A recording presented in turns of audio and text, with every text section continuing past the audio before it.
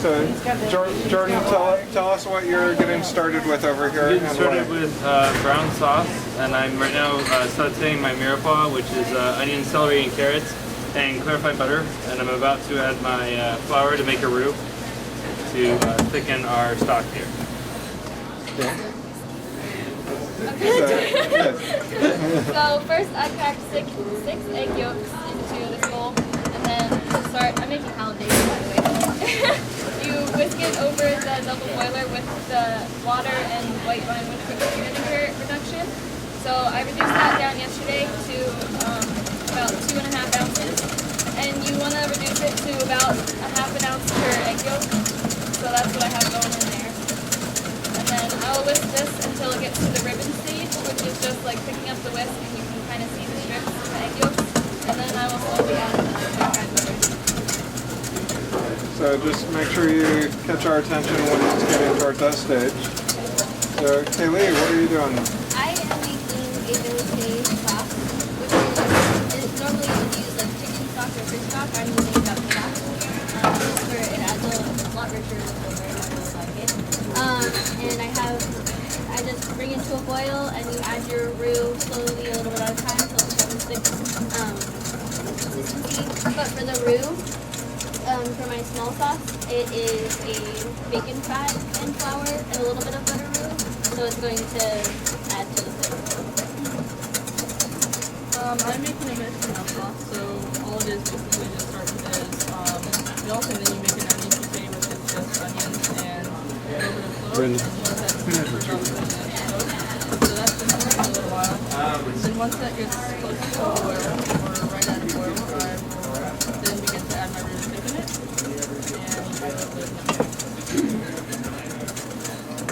Alright, so you're getting close, Mandy? Yeah. So right now it's at the ribbon stage, so you can kind of just see it drawing lines in the yolks. So come up and take a look, don't be shy. You lift up the whisk and it draws little lines.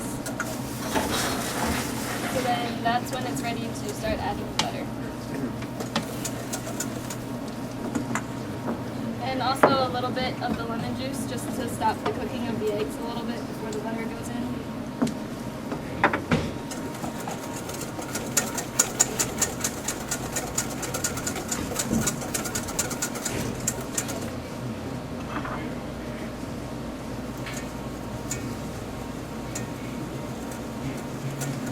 All right.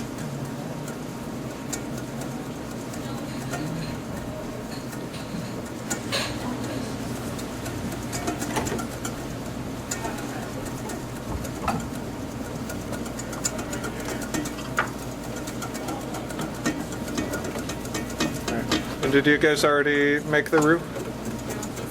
Okay, where is it? All right. But yeah. Carrie made roux the other day, and basically all you do is however much you need, you do half butter and half flour, and you cook it until it's the right color, depending on what kind of sauce you're making. So we did a blonde roux because we're making vegetables, so we need it lighter. And you just cook that down until it looks like what sands, and that's basically what it looks like, and then it's ready to use. And whenever you're making sauce, you always add a cold roux to a hot sauce or Yep.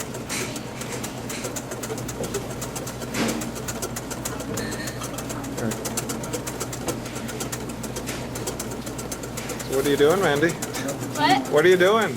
I'm slowly adding the butter so that it doesn't break the sauce, so that it emulsifies with the egg yolks. The butter is also warm. It's not, obviously, because it's salty. But, so that just keeps it at the temperature where it will not cook the eggs, and it will also not melt like the butter too much where it curdles it or breaks it. And why do you clarify the butter?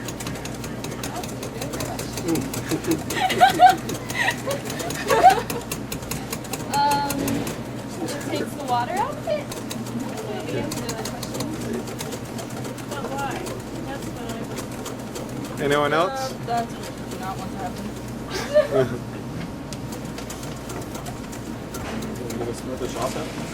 What's that? With the sauce on it? It's to get the milk solid. So basically, it is to get the water part out of it, so you're not adding too much of that to the yolks. But you can actually make a hollandaise with just melted butter as well. You just need to be more careful that it doesn't get too thin or break. Yeah, like you told us yesterday, Yeah. the water and the whey. Yep, that's right.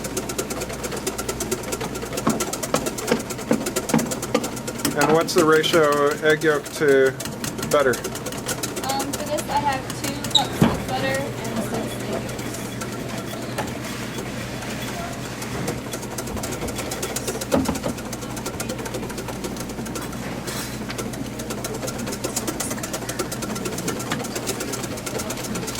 Smelling good there, George.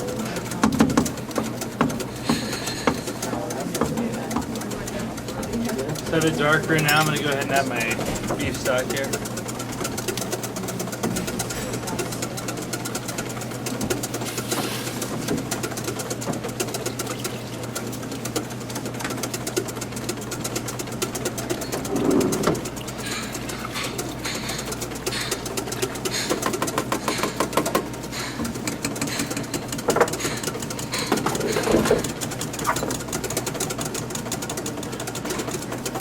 And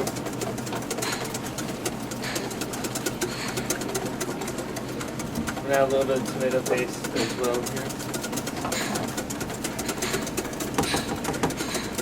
and why did you make your own roux rather than using the roux in I there? need a darker roux, and they have a blonder roux, and I also sauteed my mirepoix first. And what's the point? What's the point of a darker roux? The point of a darker roux makes a darker sauce. And the flavor of it. What happens to the flavor as you cook the roux longer? It enhances the flavor. Enhances the nutty, It enhances. the flour.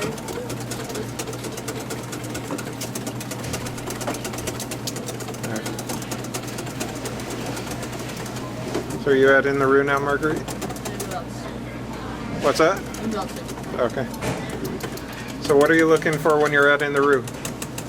We're looking for that baked consistency, which basically means that when you stick your spoon into the sauce, it will lightly cover the spoon. But when you drag your finger through it, there goes the milk stick lines. So as you cook yours, what is the point that you want to start adding the roux?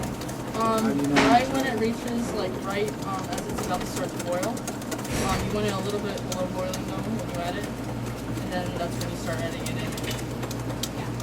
Like for the milk, you want it right before it boils, and for stock, it's when it boils. Because it doesn't scorch.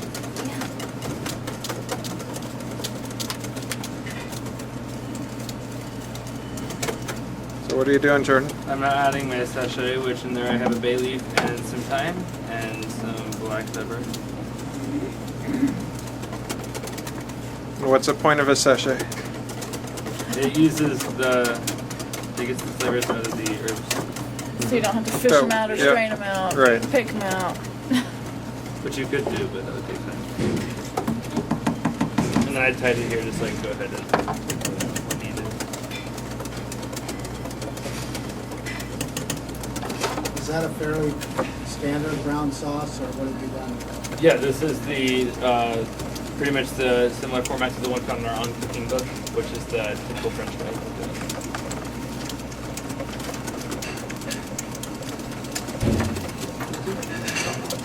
Mandy, what happens if you add the butter too fast? Then you will break your sauce, and it will look not like this. What does it look like? Right now, it looks like this. No, I meant what does it look like if you do break it? It looks like melted butter with white chunks. Nice. Curdled. Yeah. Not very happy. So Mandy, how much does it cost to hire somebody to do all that whisking for you? KitchenAid. KitchenAid. Yeah, you can also use like a blender or a food processor or a mixer to make molds.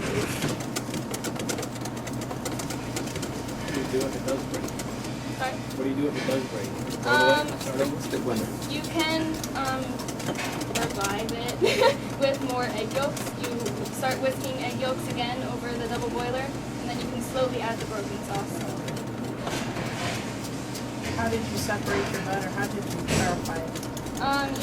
We stuck it on a pot yesterday on a pretty low temperature, and then it just, if you don't mix it or anything, you just let it sit, it will melt and it will separate, and the whey and stuff will come to the top, and then you just fish out the white stuff, and then you're left with the yellow butter, and that's what you use.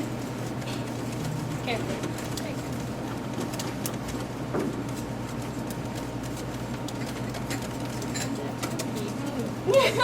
How do you know when you how do you know when you got enough butter in your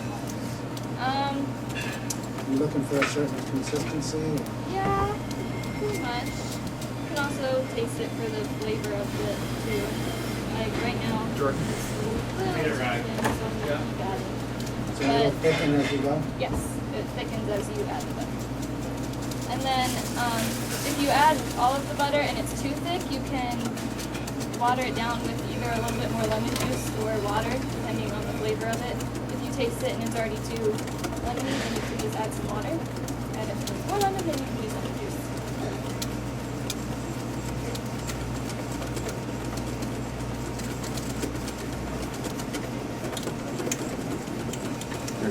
You're waiting for a thickening? I just added the roux. I'm waiting for it And both you and Marguerite are basically waiting for the same process. to. Mandy, what had you, you added a liquid that you said you reduced, and it was vinegar? White wine vineger and water. White wine vinegar and Yeah, what? and water. And water. And some white pepper that I drained out. Okay.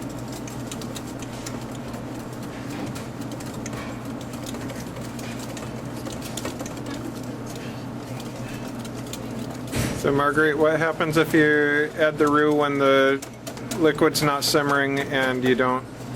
If it's not simmering, the flour does not dissolve right into it, so it won't thicken as fast. And then once you do start thickening it, if you heat it up, when you've added the roux in when it's cold, then you're most likely going to get this just huge, like thick blob of sauce, and it's not going to be the right consistency. So that's why it's always good to start hot sauce.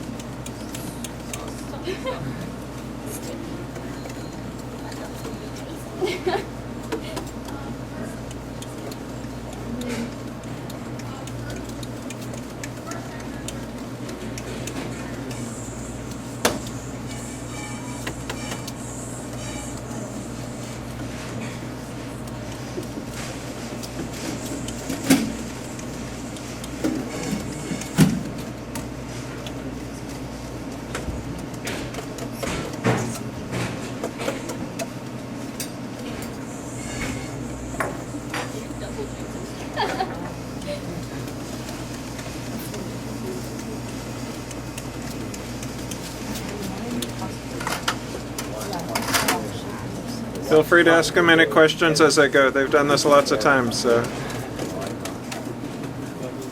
want to know why white vinegar and water instead of all lemon I don't really know the reason for that. Besides just having the different acids and the different flavors. If it was all lemon juice, it would be pretty much. But you can do it with all lemon juice if that's what you're looking for.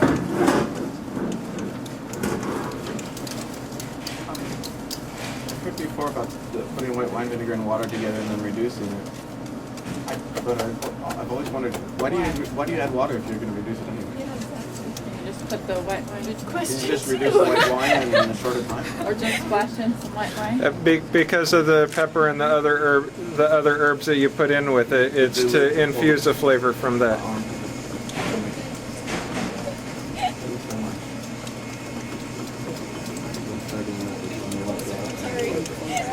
What's that?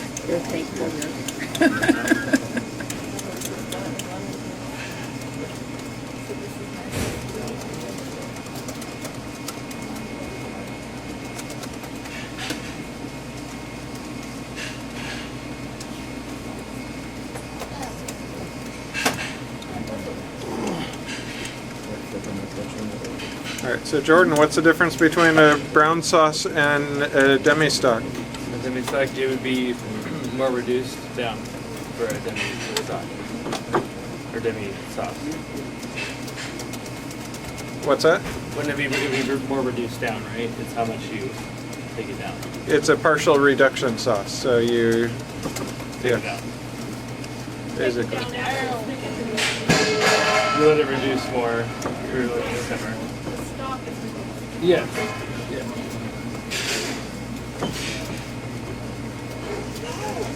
And how's your arm feeling, Mandy? It's doing great. Good answer.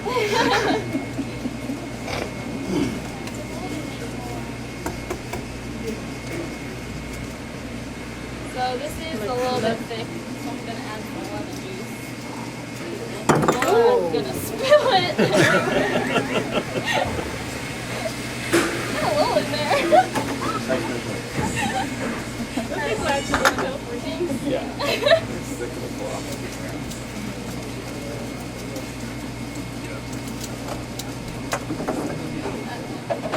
You know, none of us have ever done anything like that. Actually, I do like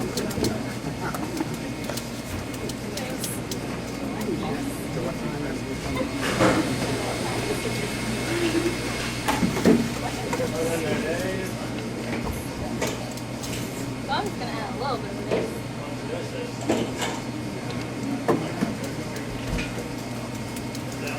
And then for the classic hollandaise, you just season it with salt, pepper, and usually cayenne pepper also.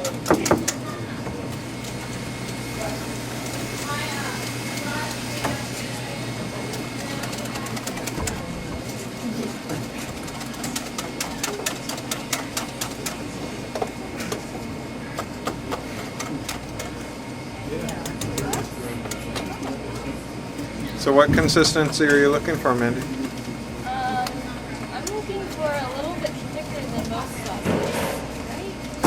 A little bit what? A little thicker than other sauces. Most of the sauces. You don't want it to run Yep. off your egg. Yeah. How long does the brown sauce have to simmer? Depends on how much you're making. So this is probably gonna take a while. It's someone simmering it. Let's It go. can take what? Let's go ahead and pour some of that out. My sauce is almost done. Almost to that thick, nappy consistency. Almost done. Even though with I'll pick more.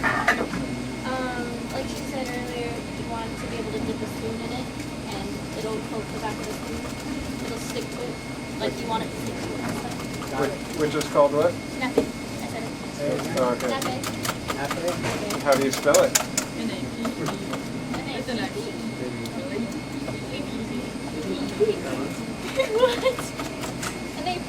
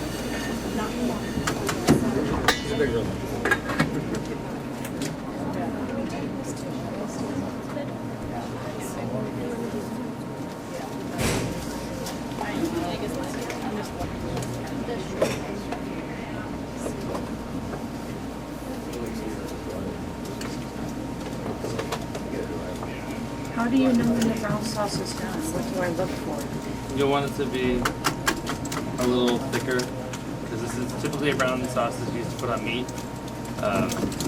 And then it will reduce.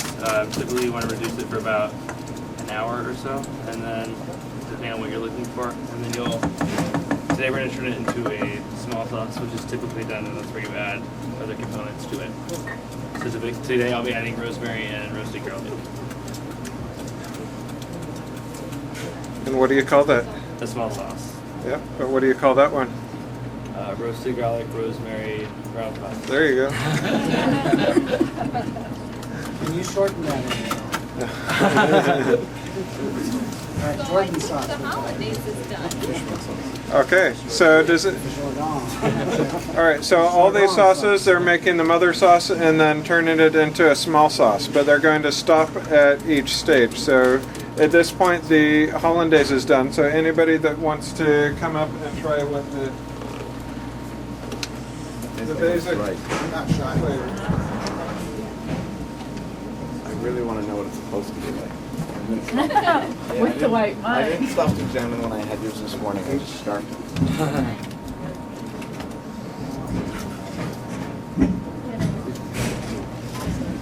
Yeah, use the efficient. That'd be a lot to do. Good job.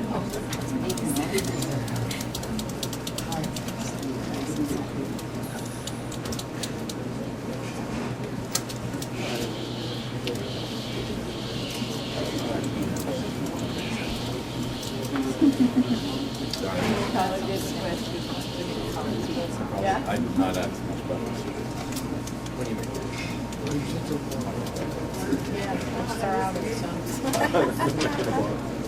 That's just for my wife.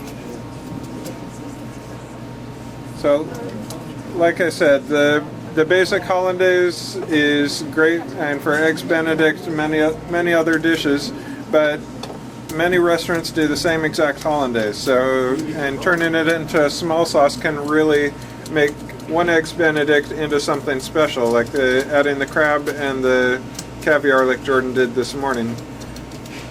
And So you so. combine the small sauce with the hollandaise or just have? Well, no, the hollandaise is the mother sauce, and then the small sauces are all derivatives of that. And so, Mandy, share with us what you're going to magically do now with your sauce. Okay, so I'm going to turn it into a Maltese sauce, which all that is adding juice and zest from blood oranges, which are just like regular oranges. They're usually a little smaller, and the inside looks red, and it has this color juice, which is really pretty. So that it changes the color of it and just adds more of a citrusy flavor. What is this going to be called? Maltese. Maltese? Yes. The name comes from the country Malta, which is a small island in the Mediterranean Sea, which is just south of Israel, right? No. Is that where the swallows are? No, not Israel. The long one that looks like a boot.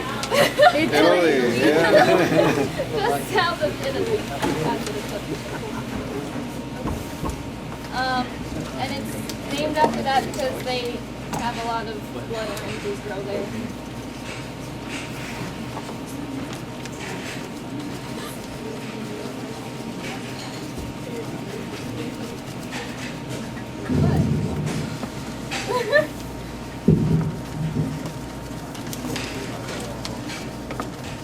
Are you in fear of breaking the sauce at this point, or could you just dump it and whisk it?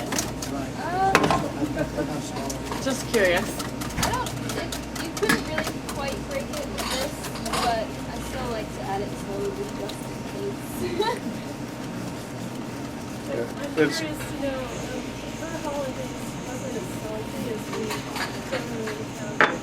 Is that the part of the reason though, is just that it's sweet? Sorry, what was the question? Well, it wasn't as salty as we're usually used to having. Okay. And I'm wondering if she did that on purpose because of adding sweetness. Yeah, and You can add a little different people have different tastes on the level of salt, but oftentimes when you do want to turn it into a small sauce, you go a little bit lighter on the seasoning, such as Marguerite's going to be adding a lot of cheese, which is higher in sodium in it, so she needs to be careful when she's thickening it for the mother sauce. And once again, oftentimes the water that you poach eggs in is salted, so there's going to be some salt from that, some salt from the ham. So when you have the whole dish together, you need to be careful of all the different layers working together, that there's not going to be too much or too little of something. So, my bechamel is currently right at the thickness that I want it. Okay, so show us what you mean by nappe. When I say nappe, it basically looks like this, and it's a thin coating on the spoon. And when I drag my finger through it, you can still see the line, which means that it's going to stick to whatever you're putting on. Show us over on this side too. Do it again. Yeah.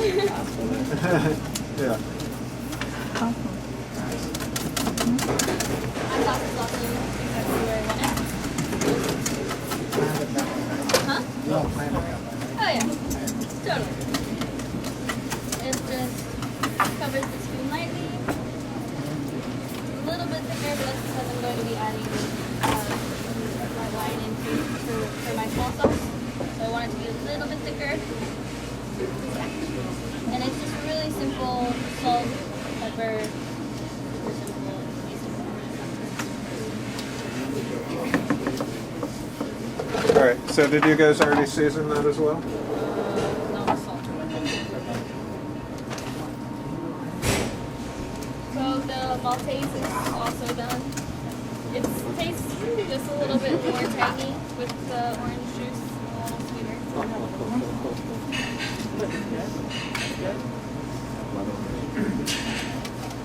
Blood orange was good idea. Put that on. What do you put a multi on? Today for lunch we're gonna put it over asparagus. What else could you use it for? Very nice.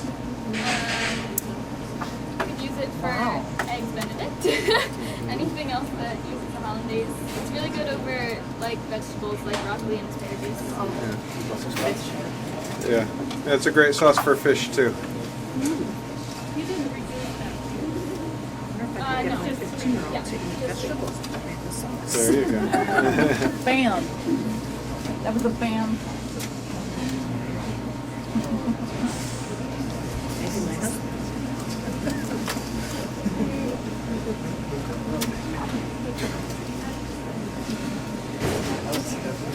So how's your sauce coming along, Jordan? It's really good. We filtered out some of this so that it would reduce down faster. And then once it's to where we want it, I'm going to go ahead and strain out all my mirepoix and sauté.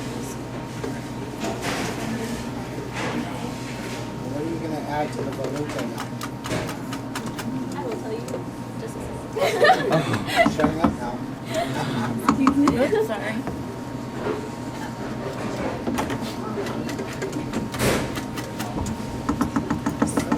So, can you give us a basic idea, just real quick, what would you use a bechamel? What would you use velouté? Go down the line. Ask these guys. Okay, go ahead.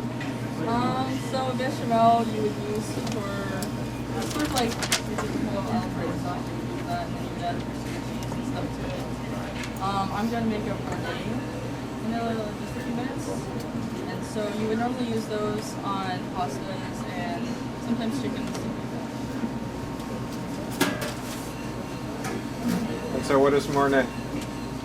A Mornay is basically just Gruyere cheese and pepper. And then you mix that in, and then you finish it off with There is my favorite cheese in the world. And why do they call it that? Mornay sauce. Yeah. So it's basically they named it after a French guy, but they can't figure out which French guy they named it after because there were a few different Mornays. So they're not exactly sure where exactly it came from. They just sort of know in the general area, like the time it started showing up. So it's been around for a while. Yeah.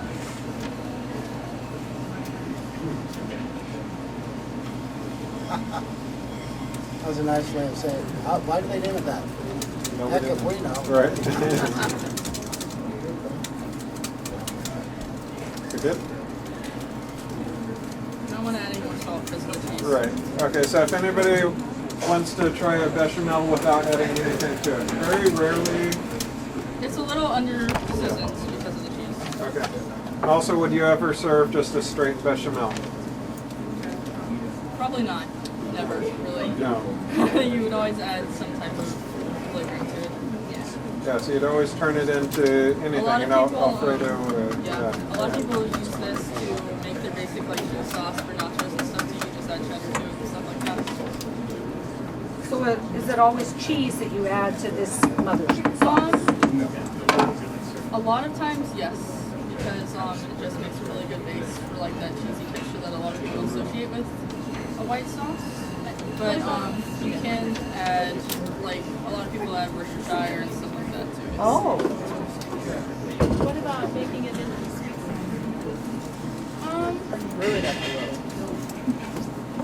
I don't feel like a lot of people would not do that just because a lot of people would not associate the floweriness and stuff with sweet texture. But possibly do that. I mean, basically, when you make pudding, you know, vanilla, well, homemade, you know, vanilla pudding is basically just that. And eggs. I found it interesting when you said that they're adding Worcestershire to it, that now all of a sudden it's not a white sauce. Yeah, that's So, what would you use bechamel when you add Worcestershire to it? What would you use that for? If you wanted to, I'm totally spacing out on the name of the pasta right now, but if you have chicken, you turn the chicken into the pasta and Worcestershire, it's just a kind of a deep sauce. So right now I'm just straining the bechamel because there were a few lumps from my roux in there and I don't really want those in my sauce when we put it out on the plate. And make sure it's as smooth and clean looking as it possibly can be. Oh, you're straining it over there, huh? Yes. And to answer your question from earlier, to make my small sauce, I'm making a carbonara, and that is just rendered bacon, caramelized onions, wine, Parmesan cheese, and a little bit of cream, good cream. And when I rendered that bacon, that's what I used. I threw garlic in that also, and I used the bacon fat to make my my roux. And then my caramelized onions, I threw on low heat with butter in a pan, and I let them just sweat and caramelize. And that's just when the sugars inside of them start to turn brown. Not burnt, but brown. And it's a very careful subject. You don't want to burn them. You have to take them off just as they're brown. It adds a really nice flavor. And then finish it off with cheese cream. When you call it rendered bacon, why do you call it rendered instead of cooked? Because it's cooked on a lower heat, and so it gives it time for the fat to melt off of it instead of brown. So, it's just a longer process, lower temperature. That's if you want like the fat off of the bacon, which is.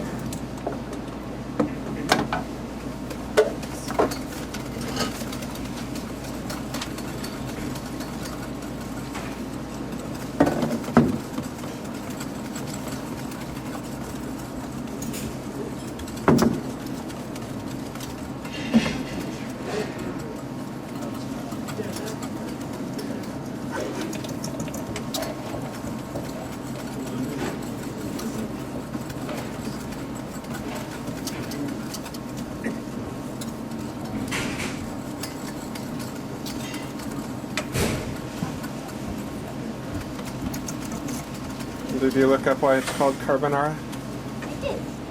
It's actually called carbonara because it came from the Italian word. It sounds like carbonara, which I cannot pronounce, but in Italian it means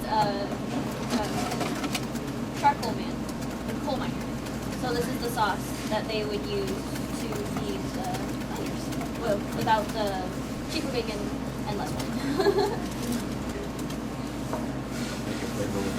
So now I'm gonna start making my marinade, and I'm just gonna start sprinkling the cheese into the milk and start melting it off and blending it all together. And I'm first adding the parmesan.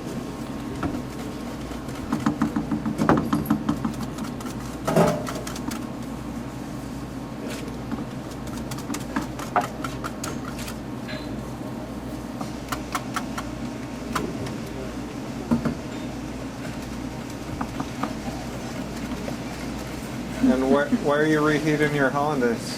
To keep it at a warm temperature for service. You have to be careful. You kind of take it back and forth between the double boiler and just the cooker. Because if you leave it on the double boiler too long, the butter will melt and uncrucify, so you will break it. And if it gets too hot, like it can also scramble, and then you'll have the chunks for the eggs. And if it's an overcooked broken hollandaise, can you fix it? Yeah. You can wait. Is it scrambled? Just kidding. Once it's scrambled, you can't fix it. Yes. You do. But It's if like- it's broken, you can. If it's broken and the fat separates, well, you already started with separated fat, so you can start with a couple more egg yolks and re-emulsify it. But if it's overcooked, it's like burnt chocolate. There's nothing you can do with burnt chocolate because it's burnt. Sorry. Elvis has left the building. What's that? Elvis has left the building. There you go.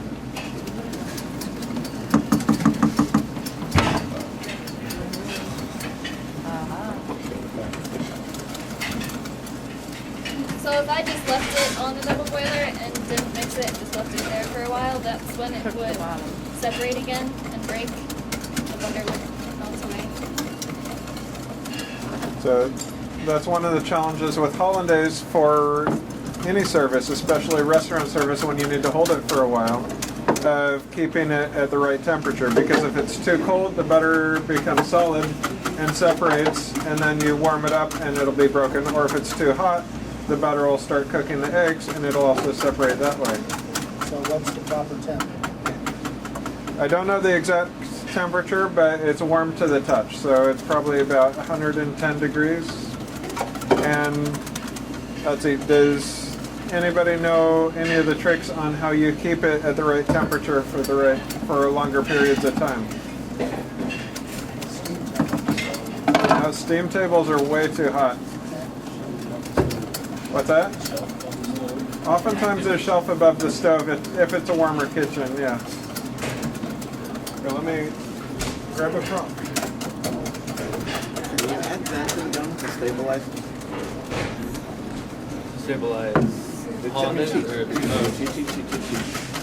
Stabilize. An insulated thermos, because it's already the right consistency that you would pour it. So if you preheat the thermos, you pour it in there, it'll keep the exact temperature for about 2 hours. So you can keep it for the restaurant. Any more than 2 hours, it'll probably still hold. You can still give it a shake every so often, make sure the butter's not separating at all. Any longer than that, it is in the temperature danger zone, so you don't want it to be a long-term product.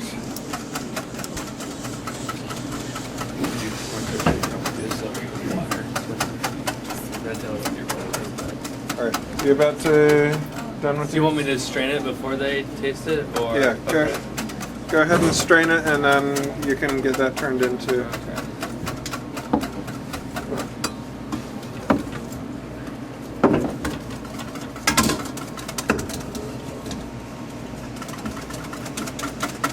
So now I'm just straining it to get the mirepoix out of it.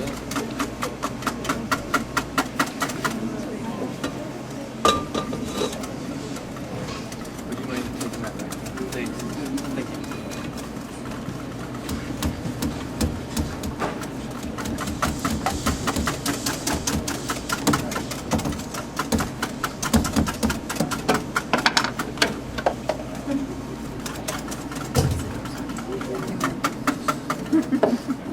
All right, so let's get this finished up. Got some hungry people watching.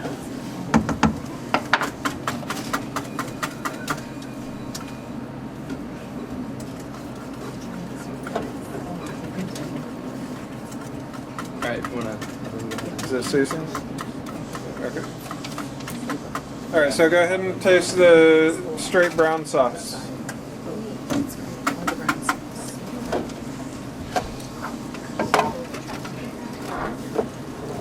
There we go. Now we can see. You can just dump it in there.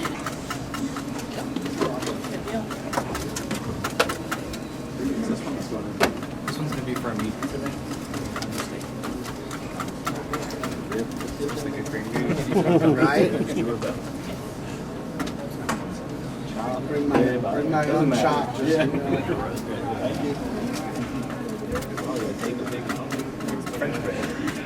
know. Yeah, this table's smelling really good right now. So you're gonna do rosemary, garlic? I'm gonna do some roasted garlic that I roasted last night in our oven here with some a little bit of oil.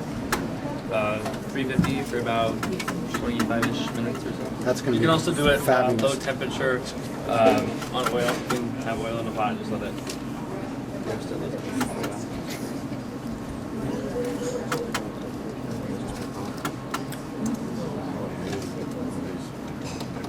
Awesome.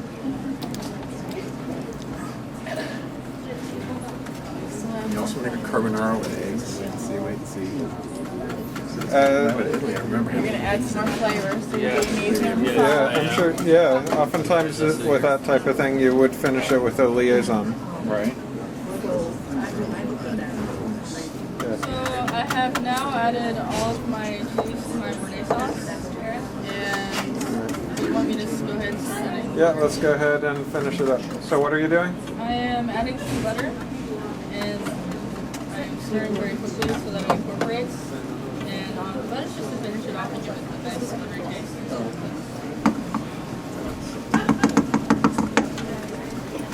How much of that garlic are you going to add since you put that a little now? Third. My sauce is now finished. Just let all of the bacon and the onions and everything just and the cheese just simmer together and all the flavors combine for a while. Salt, pepper, that's good. Huh? So what all? I don't think they all heard. What all did you add as extra ingredients after you made? Rendered velouté. bacon, caramelized onions, garlic, salt, pepper, white wine, cream, and a little bit of Parmesan cheese. And oftentimes we wanted to demonstrate the mother sauce and then turning that into a small sauce. Sometimes you just go straight for the small sauce. So for example, that one, there's a lot of bacon in it. Well, what better to make the roux with than bacon fat? So oftentimes you wouldn't just use the butter and flour roux. You'd caramelize the onions or you'd crisp the bacon, pull that out, caramelize the onions, add the flour, use that as a roux, and then bring it up. You get more of that flavor. Right. So all of these sauces, you started out with a pot, milk, These are all different mother sauces. So, Marguerite, what's your mother sauce based off of? And tell what's the name and what's it based off of? Bechamel is basically just milk and onion puree, which is and a little bit of cloves, and you steep it in there. And then you also add some nutmeg into it too, but not very much. And then thickened with the roux. Yes. And then Kaylee? Velouté is just stock and roux and salt and pepper. Then we all went through the hollandaise, and then the brown.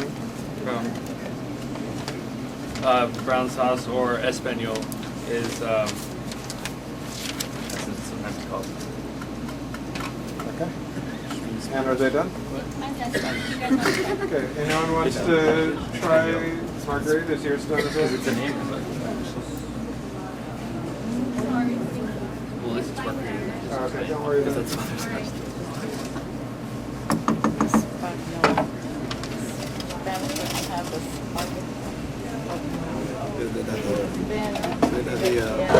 Mine is done too.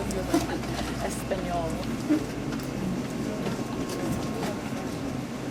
When I was in Mexico, I could be the Spanish critique of Yeah. Well, I had my go yesterday on the French. Such a treat. I mean, it's What's yours? That is ground fresh black pepper. Grounded black pepper. Yeah.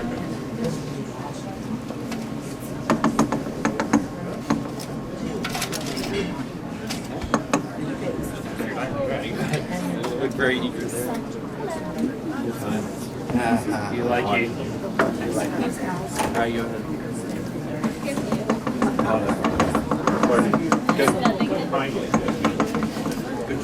Alright, our small sauce for the brown is over here if you want to try that as well. I feel like I'm already eating the roast of the steak. All right. So anyway, we're going to leave these sauces here. The students will be serving them, and then we've got some pasta to go with a couple of sauces. We've got some grilled and roasted tri-tip. We've got some chicken. So there's a variety of items for you to enjoy their sauces with. So the plates are right on the other side, leading right up to this. Yep. Rosemary and garlic. Roasted garlic, yes. Two of my favorite flavors. It had a different flavor if you just put garlic in everything. Since it's roasted, it's like more smoky. Really nice. I got some rosemary and some roasted garlic.